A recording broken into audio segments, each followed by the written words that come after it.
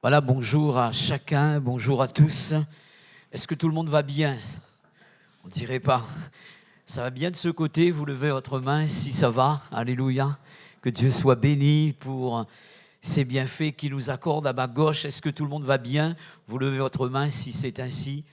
Très heureux de pouvoir partager avec vous ce culte et surtout partager la parole. Nous croyons que notre Dieu est vivant.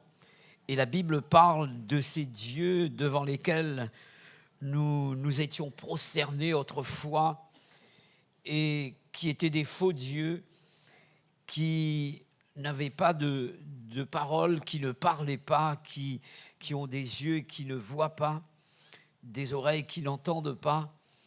Nous servons un Dieu qui sait parler au cœur, alléluia. Et ce matin, nous voulons laisser cette parole atteindre notre cœur. Et je crois qu'il y a une prédisposition permettant à Dieu d'agir et d'atteindre son but. La Bible parle de ce cœur comme étant un terrain, et ce terrain doit être dépierré, doit être également défoncé, c'est l'expression également. Donc le terrain doit être également défriché, et ainsi la semence de la parole pourra produire et Dieu pourra atteindre son but. Et je crois que nos temps de louange ne sont pas là pour seulement agrémenter un culte, mais ça permet au cœur d'être disponible, d'être disposé et de recevoir de la part du Seigneur. Alléluia. J'aimerais saluer toute personne nouvelle au milieu de nous, très content de vous accueillir. Chers amis, que Dieu vous bénisse. Sentez-vous concernés par tout le programme et notamment par la parole de Dieu. Nous voulons également accueillir les chrétiens qui viennent d'ailleurs et qui nous visitent. Je n'aurai pas le temps de voir de quel endroit vous êtes, puisque j'aimerais me concentrer sur la parole de Dieu. Si vous venez d'une autre église, levez votre main, on va vous accueillir fraternellement. Je vois une main qui se lève, des mains ici également à ma droite. Voilà. Il y a ce Terre Sainte également, donc j'aimerais accueillir le frère Michael et son épouse, Marie-Pierre et les enfants qui sont là. En tout cas, donc, profitez bien de votre congé, que Dieu vous bénisse. Alléluia. On va ouvrir la Bible ensemble, si vous voulez bien, dans Matthieu, chapitre 11, et on lira du verset 16 jusqu'au verset 19.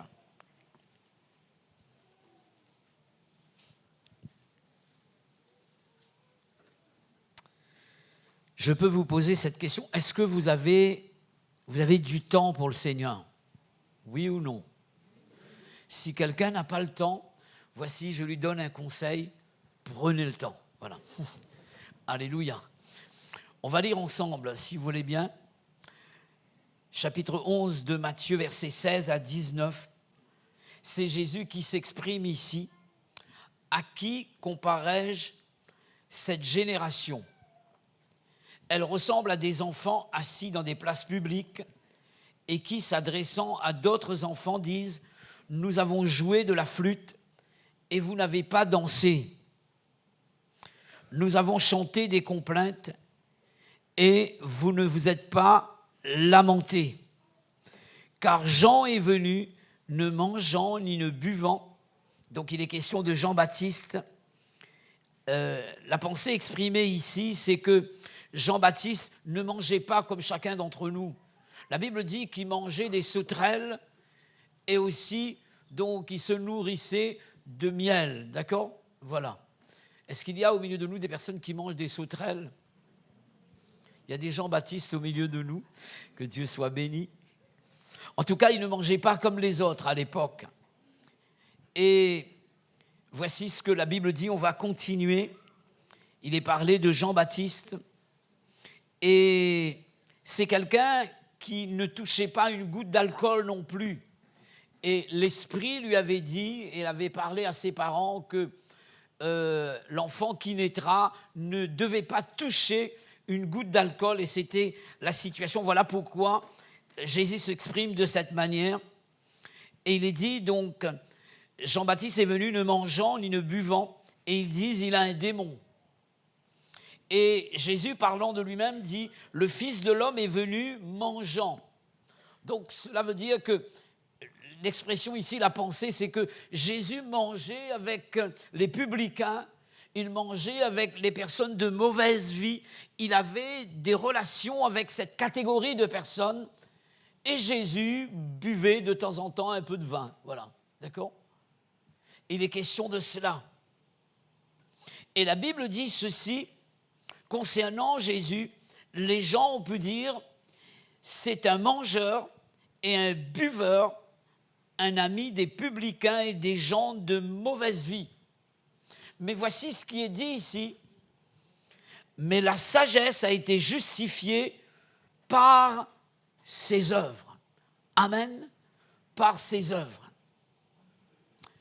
J'aimerais vous parler ce matin sur la sensibilité spirituelle. La parole que Jésus a utilisée la parabole plutôt que Jésus a utilisée dans ce récit que nous venons de lire a pour but de parler de l'insensibilité spirituelle des gens de son époque, des gens qui n'étaient pas du tout sensibles. Le groupe d'enfants qui a joué de la flûte et qui a chanté des complaintes représente Jean-Baptiste et Jésus qui ont été les prédicateurs de cette époque. Tandis que le groupe qui n'a pas réagi à ces deux styles de musique représente ceux qui ont vu et entendu Jean-Baptiste et Jésus. Mais malheureusement, ces personnes sont restées sourdes et indifférentes aux appels que ces deux hommes de Dieu, ces deux prédicateurs ont lancés. Aucune réaction, aucune sensibilité. Il s'agit d'un manque de sensibilité spirituelle. Le vœu de mon cœur et ma prière pour chacun d'entre nous ce matin, c'est qu'à l'écoute de la parole, nous soyons sensibilisés et qu'il y ait une réaction dans le cœur de chacun pour être béni de la part du Seigneur. Alléluia. Mon message aura pour but de vous parler de la sensibilité spirituelle. Car si nous voulons recevoir de Dieu et aussi goûter à ses bénédictions, il nous faut une certaine sensibilité au niveau de notre esprit. J'aimerais vous laisser une définition simple du dictionnaire du mot sensibilité. C'est la faculté de percevoir ou de ressentir profondément ce que le commun des mortels ne ressentent pas systématiquement. On parle souvent de sixième sens. Vous avez entendu parler de cette expression-là. Nous avons 4 sens qui nous rendent sensibles vis-à-vis de l'environnement extérieur. Le goût, le toucher, l'ouïe, l'odorat et la vue. Et souvent, comme je viens de le dire, certains possèdent un 6e sens. Les personnes ayant une faiblesse physique quelque part vont développer ou bien effectivement vont développer un 6e sens leur permettant d'être plus sensibles que les autres. Et ça a été prouvé cela. Si dans le domaine naturel, il existe cette sensibilité qui permet à la personne de percevoir ce que la majorité ne perçoit pas forcément, il en est de même dans le domaine spirituel. Il y a des choses que certaines personnes chrétiennes perçoivent et d'autres non. Parce que quelque part, il y a un manque de sensibilité spirituelle. Et nous avons besoin, mes frères et sœurs, de cette sensibilité au niveau de notre esprit, car Dieu est esprit. Et il est important que nous puissions être sensibles pour recevoir de Dieu. Dieu nous appelle ce matin à posséder et aussi à développer cette sensibilité spirituelle. J'aimerais vous parler ce matin de 3 facultés faisant partie de la sensibilité spirituelle que tout croyant doit posséder et doit devoir développer. Premièrement, il s'agit de la faculté d'entendre et de voir Dieu. Il m'est arrivé de parler à certaines personnes et leur poser cette question, est-ce que tu connais lorsque Dieu te parle? Est-ce que quand tu ouvres ce livre-là, tu peux dire que Dieu m'a parlé? Est-ce que lorsque tu pries et que tu es en communion avec Dieu, si tu l'es véritablement, tu entends au niveau de ton esprit une voix profonde et intérieure que certaines personnes n'entendent pas, et tu entends la voix de Dieu te parler comme il a parlé à Philippe en lui disant « Approche-toi de ce char-là ». Est-ce que nous entendons la voix de Dieu? Je parle de faculté d'entendre et de voir Dieu. Deuxième faculté, de discerner le bien et le mal. Nous vivons dans une société où il y a toutes sortes de confusions, toutes sortes d'amalgames. On appelle bien mal et mal bien. Et je pense qu'en tant qu'enfants de Dieu, mes frères et sœurs, ça a été rappelé dans un don spirituel. Nous avons besoin de savoir faire la différence entre le bien et le mal, les ténèbres et la lumière, entre Dieu et Satan, entre Christ et Bélial. Nous avons besoin d'avoir ce discernement du bien et du mal plus que jamais. Et troisièmement, la faculté de discerner les temps dans lesquels nous vivons. Alléluia. J'aimerais vous parler sur ces 3 points ce matin. On va considérer le premier point, la faculté d'entendre et de voir Dieu. Et je peux parler de cette faculté comme étant la connaissance spirituelle. Non pas connaissance intellectuelle, mais la connaissance spirituelle. Car Dieu se connaît en esprit, et la parole est esprit et vie. On lit ensemble dans 1 Samuel, chapitre 3, verset 1er, s'il vous plaît.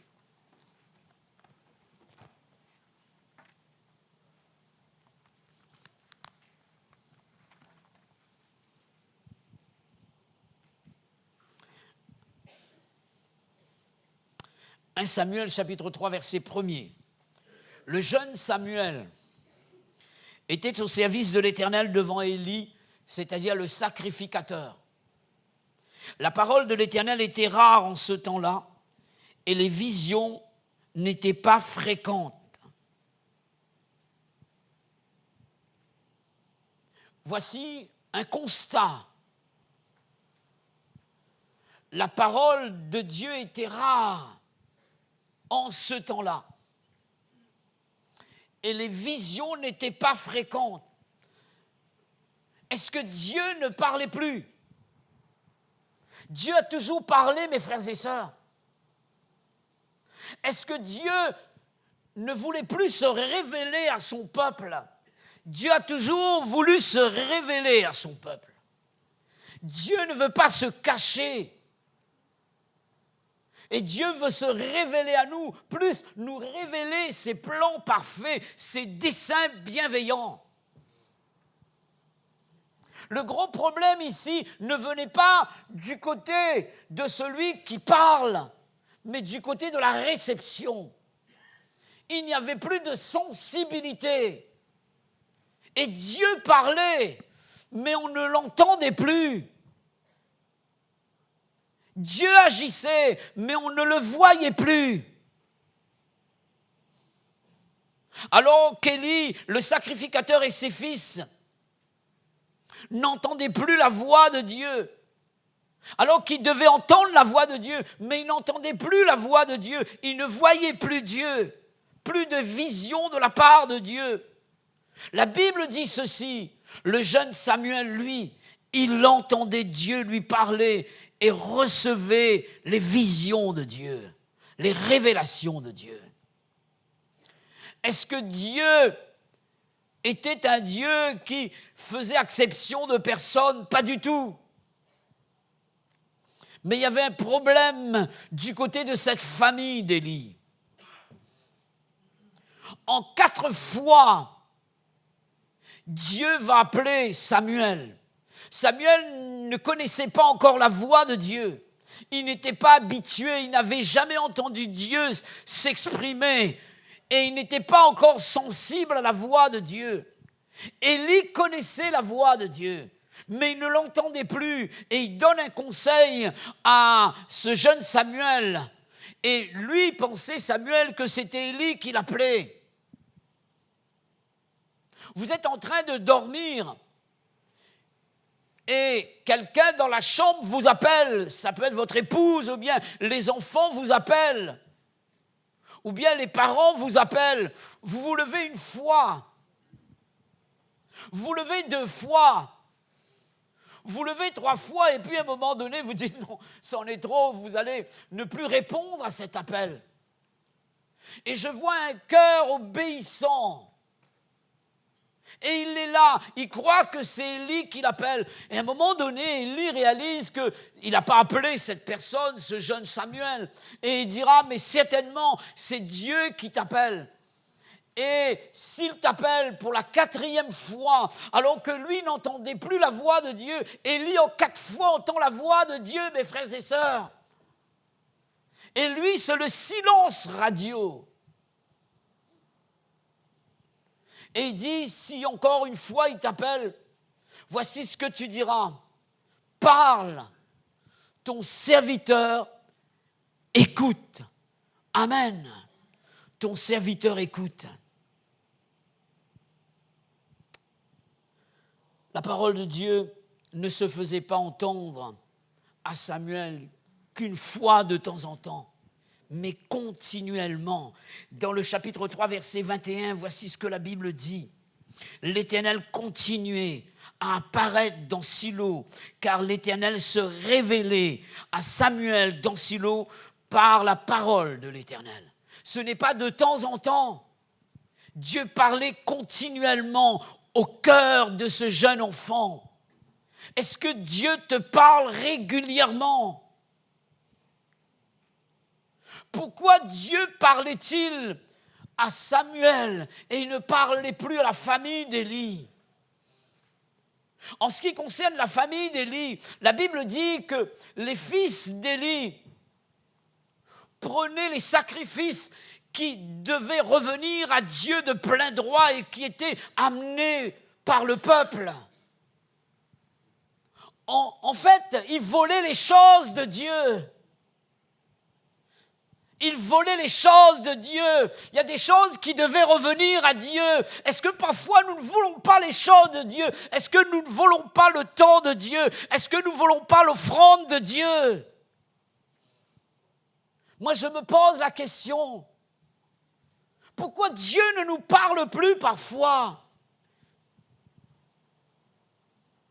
Et il est dit dans le texte que les fils d'Élie étaient des hommes pervers.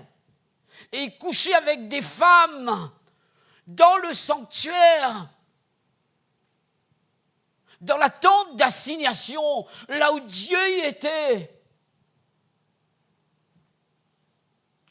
Ce lieu est un lieu saint. Et Dieu n'habite plus dans des temples faits de mains d'hommes, mais il habite dans nos corps par l'Esprit. Est-ce que ce corps-là est encore saint? Est-ce qu'il est pur pour que Dieu puisse agir? C'est une question que je me pose et que je pose à chacun d'entre nous, que Dieu nous pose ce matin.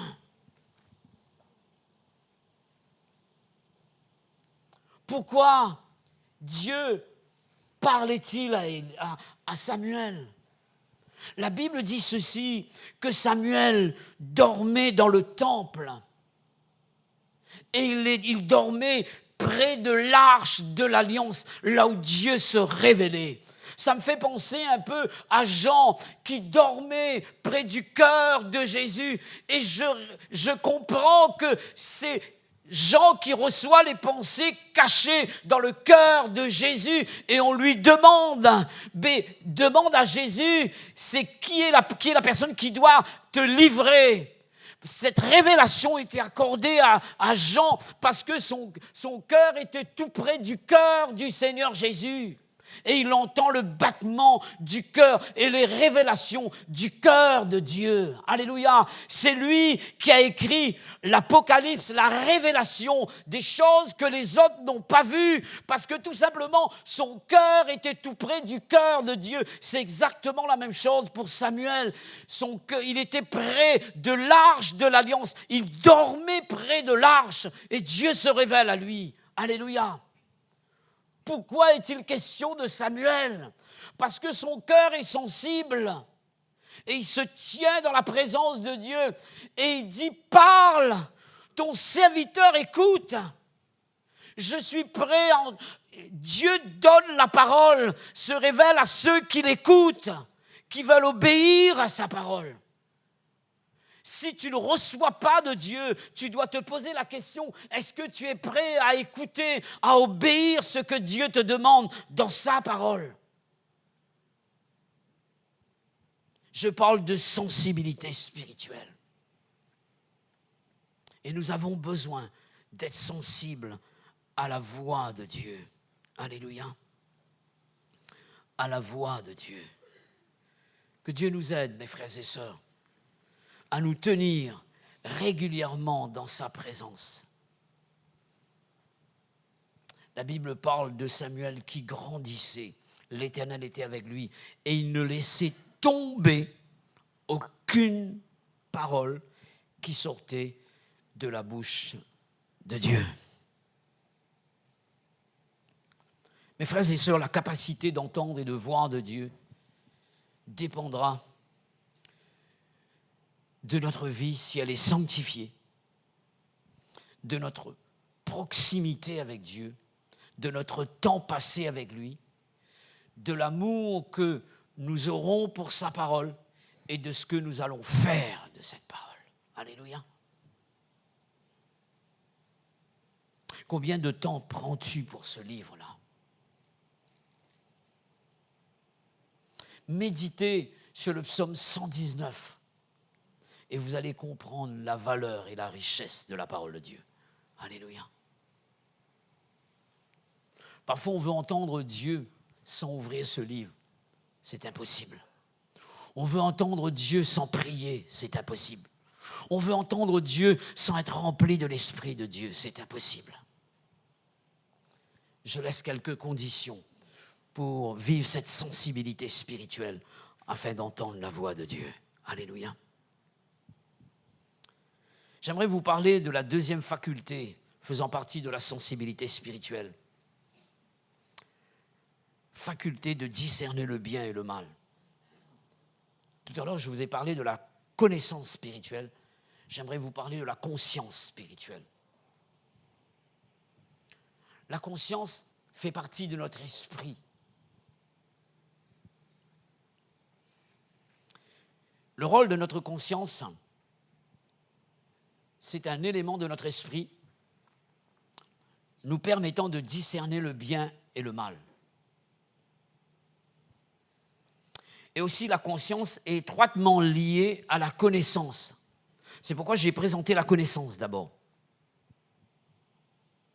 De sorte qu'elle réagira en fonction de ce qu'elle a comme connaissance au sujet du bien et du mal. Je donne un exemple. Si on a apporté à quelqu'un depuis sa tendre enfance que voler, c'est quelque chose de tout à fait normal. On lui a dit, t'inquiète pas, et ses parents vivent dans le vol également, et il voit des exemples devant lui. Et on lui dit, en fait, voler, c'est pas mal. Par exemple, avant de connaître Dieu, on m'a dit, et c'était comme ça, tout le monde parlait de cette manière. Avoir une relation sexuelle en dehors du cadre du mariage, c'est pas mal. C'est bien, tout le monde fait ça. Et on m'a enseigné cela. Peut-être que vous aussi, avant de connaître le Seigneur. Et lorsque je vivais cette chose-là, ma conscience ne réagissait pas. Pourquoi? Parce que c'était bien. Vous comprenez? En fonction de la connaissance que j'ai, ma conscience réagit ou ne réagit pas. Si on me dit, on avait dit à quelqu'un, et c'était un jeune qui malheureusement était abandonné de sa maman, son papa a quitté le foyer, sa maman s'est retrouvée avec une petite de 2 ans et l'autre de 3 ans, et lui devait avoir 8 ans à peu près. Et à un moment donné, alors que cette famille se promenait, la maman, les 3 enfants, et la maman, soi-disant, est partie aux toilettes et a laissé, à un moment donné, les 3 enfants dans la rue. En fait, elle n'arrivait plus à prendre soin de ses enfants. Elle n'avait plus les moyens. Elle n'avait plus les capacités également. Le père n'y était plus. Et là, c'est le grand frère de 8 ans qui doit s'occuper des 2 enfants en bas âge. Et vous comprenez ce qui s'est passé. Ils ont connu donc des maisons d'accueil et des parents qui n'étaient pas leurs parents. Ils ont été séparés. Et lui-même, il s'est retrouvé dans la rue. Il devient voleur. Et il rencontre des chefs de gang. Et c'est quelqu'un, donc, on va lui dire, il était encore jeune, que, en fait, une montre a plus de valeur qu'une personne. Et tu as besoin d'une montre, tu coupes le bras de la personne et tu prends la montre. Ou bien tu tues la personne et tu prends sa montre. Et la montre a plus de valeur qu'une personne. On lui a inculqué cela. Et le premier jour où il a essayé de blesser quelqu'un pour avoir la montre, le soir, sa conscience a réagi. Et il va voir le chef de gang disant « Mais je ne peux pas faire ça. Je n'arrive plus à dormir. » Il va dire « Mais c'est tout à fait normal. Tu n'as pas l'habitude. Tu recommences demain, après-demain, et tu verras que ça va passer. » Et c'est ce qui s'est passé. Il a braqué des banques. Mais un jour, cet homme a rencontré Jésus. Et Dieu a changé sa vie. Dieu a changé sa vie. Je suis en train de vous parler de la conscience et de la connaissance. Voilà pourquoi le monde appelle mal bien. Parce qu'on leur a dit c'est bien. On leur a dit c'est bien. Vivre avec une personne du même sexe, c'est bien. Donc on le fait et la conscience ne réagit pas. Parce que la connaissance est comme cela. Lorsque quelqu'un rencontre Jésus, le Saint-Esprit et la parole vont le convaincre de péché, de justice et de jugement. Sa conscience qui était enténébrée sera éclairée et va le pousser à s'engager par le Seigneur en passant par l'eau du baptême. Et voilà pourquoi il est dit que le baptême est un engagement de bonne conscience envers Dieu, une conscience éclairée qui se décide d'aller vers le bien et de faire la volonté de celui qui est bon et qui fait du bien. Alléluia. Mais il faut savoir qu'une conscience éclairée peut de nouveau se laisser gagner par les ténèbres si la personne n'est pas vigilante. Ça a été le cas pour le roi David, malheureusement. J'aimerais vous parler de lui. On va lire le texte qui relate cet épisode de la vie de David, 2 Samuel, chapitre 11, versets 1 à 5.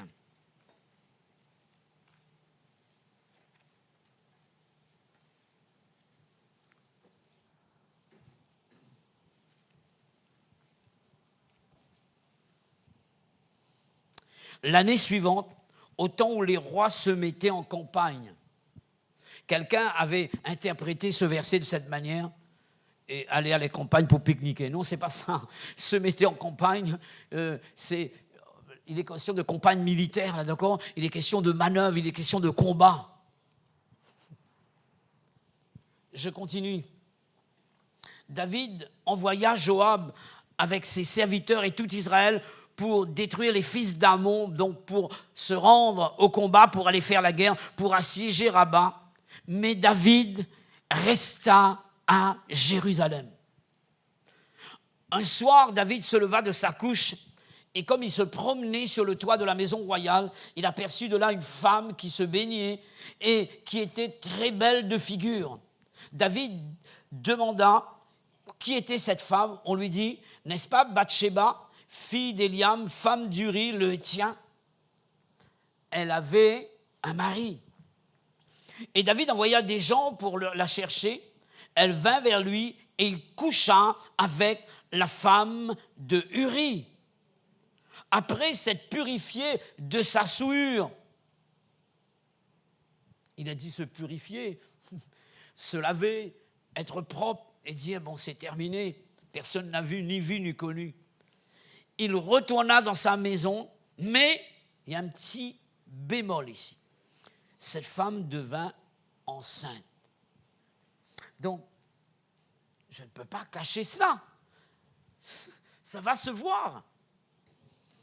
Cette femme devint enceinte. Elle fit dire à David, je suis enceinte. Je suis enceinte. Ici, donc, vous voyez cette scène de David.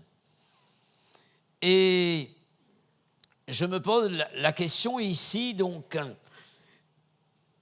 avant d'analyser le comportement de David ici et le mobile qui va le pousser justement à un tel acte, j'aimerais vous présenter une autre scène qui va nous présenter, va nous faire découvrir un David complètement différent. D'accord ?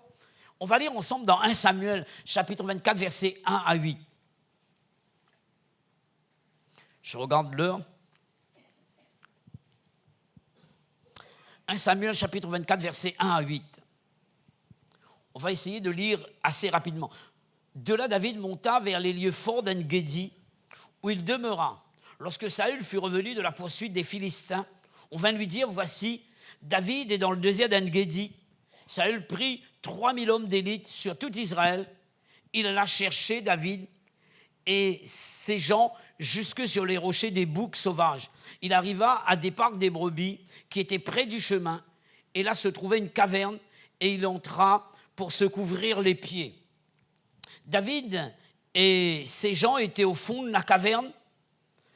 Les gens de David lui dirent, voici le jour où l'Éternel te dit, je livre ton ennemi entre tes mains, traite-le comme bon te semblera. David se leva et coupa doucement le pan du manteau de Saül. Après cela, le cœur lui battit. La conscience réagit. La conscience, c'est comme une sonnette d'alarme, c'est comme le voyant d'un véhicule qui passe au rouge ou bien qui clignote, qui dit il faut mettre de l'huile là, il y a un problème, la conscience signale à David que ce qu'il va faire là, même si les autres sont d'accord, même si on lui dit mais c'est l'Éternel qui te livre ton ennemi. Et on est prêt à dire que c'est l'Éternel qui est derrière le coup. Et des fois, c'est comme ça. On décide des choses, on dit, c'est Dieu. Non, c'est toi parfois. Et souvent. Et là, donc, on lui dit, c'est l'Éternel qui livre ton ennemi. Et la Bible dit, il coupa doucement le pan de manteau de Saül. Après cela, le cœur lui battit. Le cœur lui battit. Parce qu'il avait coupé le pan du manteau de Saül. Et il dit à ces gens que l'Éternel me garde de commettre contre mon Seigneur loin de l'Éternel, celui qui a été choisi par Dieu, une action telle de porter ma main sur lui, car il est le choix de Dieu, il est loin de l'Éternel. Par ces paroles, David arrêta ces gens et les empêcha de se jeter sur Saül, puis Saül se leva pour sortir de la caverne et continua son chemin. La conscience éveillée, éclairée, réagit. David, tu ne dois pas faire ça. Tu ne dois pas poser la main sur loin de l'Éternel. Il a été choisi par Dieu. Ne touche pas à cet homme. Et le fait d'avoir coupé le pan de son manteau, la conscience réagit. La conscience réagit. J'aimerais vous marquer la différence entre les deux scènes pour comprendre la situation. David épargne Saül dans la caverne d'En-Gedi ici. Quelle était la situation de David à ce moment bien précis où il épargne le roi ici? Une situation inconfortable. Il n'a pas de maison. C'est un SDF sans domicile fixe. Il n'a pas de maison. Il entre dans les montagnes. Il n'est pas en sécurité. Il est dans une situation inconfortable. Et il a besoin de Dieu dans cette situation. Il ne faut pas qu'il manque la communion avec Dieu. Il a besoin d'entendre la voix de Dieu parce qu'il est dans une situation inconfortable. Il faut qu'il sorte de là. Alors il a besoin de Dieu. Il vit une étroite relation avec Dieu. Et vous comprenez qu'il est sensible. Lorsque nous sommes dans des situations inconfortables, et lorsque nous sommes menacés, lorsque les problèmes sont là, on est sensible à Dieu, on a besoin de lui. Lorsque la maladie est là, lorsque la situation est difficile, on crie vers Dieu, on vit une relation avec lui. Et on apprend à connaître Dieu, le cœur devient sensible.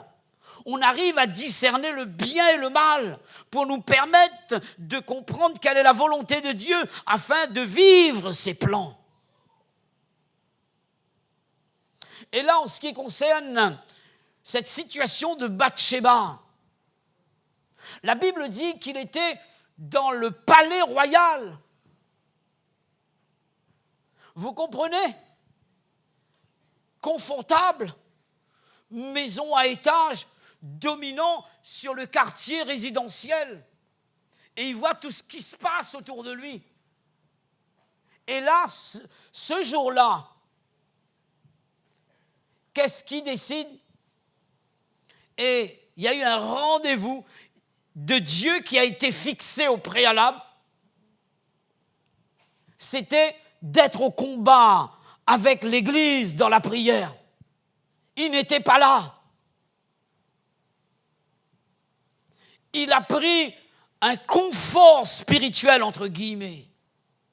Il était dans un confort spirituel. Alors que les autres étaient au combat, lui se permet de rester à la maison. Alors que les autres sont en prière, alors que les autres sont dans le jeûne et la prière, il y a de ceux qui se permettent de rester à la maison. Il y a des rendez-vous divins qui sont fixés. On n'y répond pas. On veut vivre une vie confortable spirituelle parce qu'on est dans un confort matériel et on se permet d'un confort spirituel. Et vous comprenez qu'il n'y a plus de discernement maintenant parce qu'on n'est plus à la place où Dieu veut que nous soyons. Mes frères et sœurs, ne ratons jamais les rendez-vous de Dieu. S'il y a des rendez-vous de Dieu, il y a des rendez-vous du diable également. Le rendez-vous de Dieu n'a pas été respecté.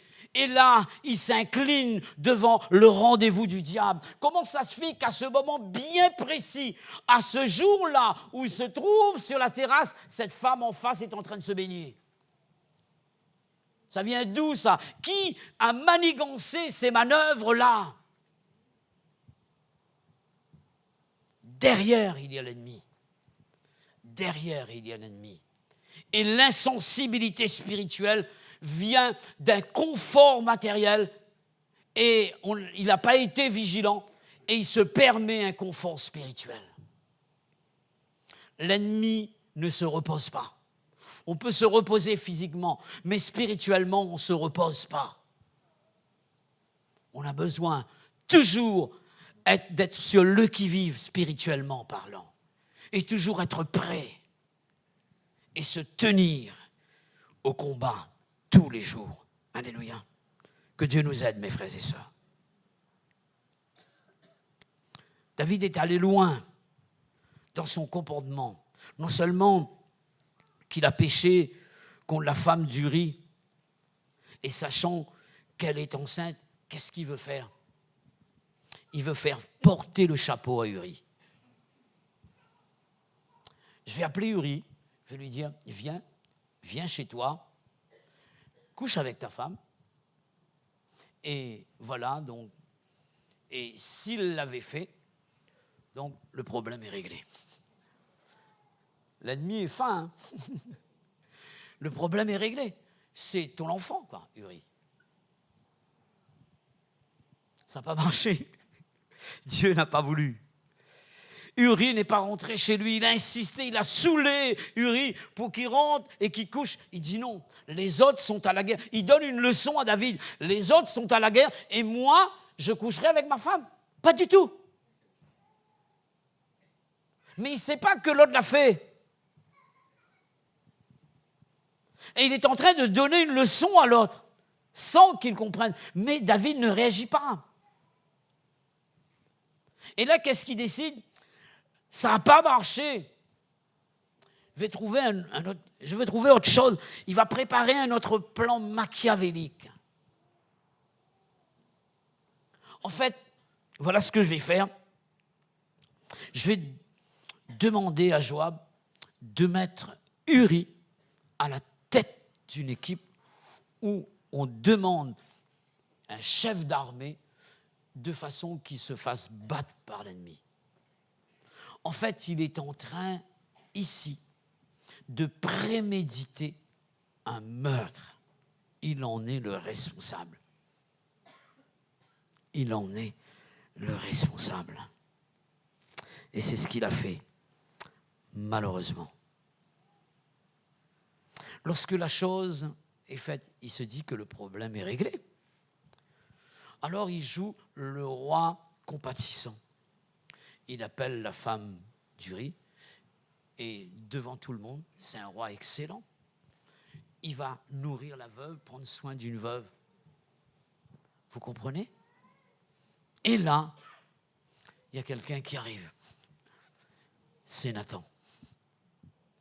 C'est Nathan qui arrive. Et je parlerai de cela comme un choc, un électrochoc, spirituel. Et bien, comment ça se fait que...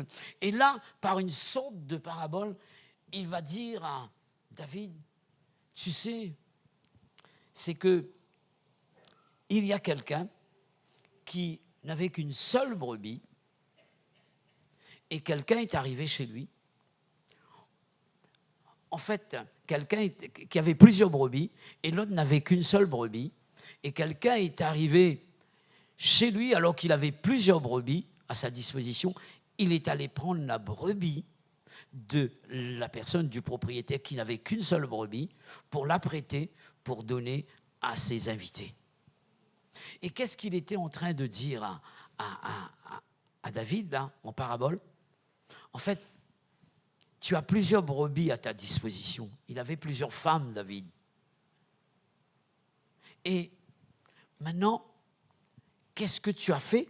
Tu vas prendre la femme de quelqu'un qui n'a qu'une seule femme et tu vas user de cette femme. Et là, il ne discerne pas. Qu'est-ce qu'il dit? Mais le roi dit, mais cet homme mérite la mort. Et là, Nathan lui pointe du doigt. C'est toi, cet homme. C'est toi, cet homme. Je parle de dons spirituels. Je parle de paroles de connaissance. Des choses qui sont cachées dans le cœur des gens et que Dieu révèle par sa parole. C'est ce que Dieu est en train de faire ce matin au milieu de nous. C'est ce que Dieu est en train de faire. Et dans les 3 points-là, il y a des choses qui concernent chacun d'entre nous. Dieu est en train de parler. Dieu est en train de révéler.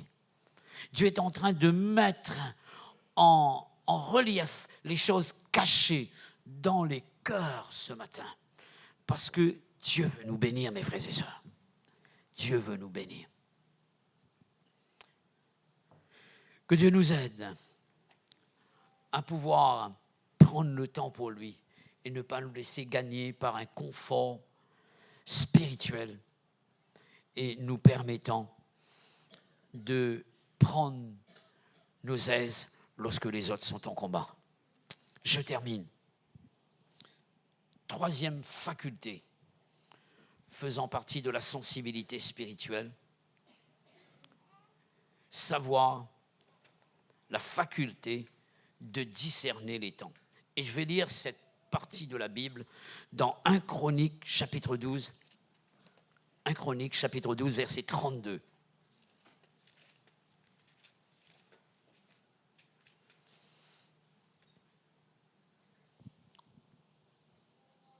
Des fils d'Issachar, ayant l'intelligence des temps pour savoir ce que devait faire Israël, 200 chefs et tous leurs frères sous leurs ordres. Amen. J'aimerais vous parler des fils d'Issachar. La Bible parle de ces personnes, de cette tribu, qui avait l'intelligence des temps. C'était des hommes qui savaient discerner comment Israël devait agir en fonction des circonstances. Ils avaient discerné que David avait un avenir devant lui et il pouvait prendre en main son avenir parce que Dieu avait préparé cela pour lui, malgré les circonstances contraires. Voici ce que dit l'Ecclésiaste, chapitre 3, verset 1er. Il y a un temps pour toutes choses sous les cieux. Est-ce que, comme les fils d'Issachar, chaque chrétien a le discernement des temps? Nous vivons des temps qui sont en train de préparer le retour de Jésus, l'Antéchrist, l'enlèvement de l'Église. Suivez les événements qui se passent à la télé concernant Israël. Les choses sont en train de se mettre en place. Nous vivons des temps difficiles, mes frères et sœurs. Et il s'agit ici de connaître la stratégie de Dieu pour notre génération par rapport aux temps dans lesquels nous sommes en train de vivre. Du temps de Mardochée également, ça a été un temps difficile pour Israël. Exilé à Babylone sous la domination des Perses, Dieu a préparé l'avenir de son peuple par l'élection d'Esther. Et il avait choisi, Esther veut dire étoile, astre, en anglais star. Elle était la star. Et le roi invitait tout le monde pour voir son épouse, la plus belle, la star de l'époque. Mais Dieu n'avait pas prévu pour qu'elle soit seulement une star dans le palais. Il y avait un plan. Dieu avait prévu quelque chose. Et Mardochée a su discerner ces choses-là. Parce que Mardochée représente le Saint-Esprit. Aman représente la loi de la mort. Et Mardochée représente la loi de l'esprit de vie qui est en Jésus-Christ. Alléluia. Et l'esprit connaît les choses de Dieu. Et l'esprit va parler à Esther pour lui dire, mais regarde, et la loi d'Aman, Aman a décidé de faire détruire par une loi tout le peuple de Dieu, les Juifs de l'époque. Et voici ce que Mardochée va dire à Esther. Pourquoi as-tu été choisie reine? Est-ce que pour être la star dans le palais? Ou bien pour être une femme de prière pour ton peuple, pour servir d'intermédiaire entre le peuple et le roi, afin que le peuple soit béni et soit protégé par Dieu, afin que le plan de Dieu se réalise pour son peuple. Je pose la question à chaque enfant de Dieu ce matin. Pourquoi tu étais élu? Pourquoi tu étais choisi? Et Mardochée dira, est-ce que ce n'est pas pour un temps comme celui-ci? Et quel était ce temps? Un temps de recherche de Dieu pour connaître sa volonté, pour savoir discerner les temps. Alors il demande à Esther de se mettre en prière, de se tenir dans le jeûne et d'aller auprès du roi pour connaître sa volonté et recevoir le plan du roi pour la délivrance du peuple juif. Alléluia.